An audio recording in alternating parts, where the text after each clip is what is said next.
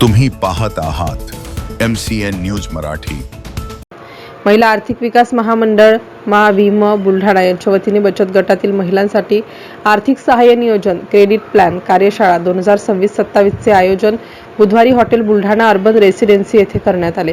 यावेळी बचत गटांना अधिकाधिक अर्थसहाय्य उपलब्ध करून देत त्यांच्या आर्थिक सक्षमीकरणाला चालना द्यावी आणि विकास कामांच्या कार्यक्रमामध्ये बँकांनी सक्रिय सहभाग घ्यावा असे आवाहन जिल्हा अग्रणी बँक व्यवस्थापक के सिंग यांनी केले। कार्यशाळेच्या अध्यक्षस्थानी जिल्हा अग्रणी बँक व्यवस्थापक के सिंग होते। प्रमुख पाहुणे म्हणून महाबीमचे विभागीय सल्लागार केशव पवार, पोखरा कार्यक्रमाच्या कृषी विभागाच्या नोडल अधिकारी श्रीमती पाटील तसेच जिल्हा समन्वय अधिकारी राजेश नागपुरे उपस्थित होते।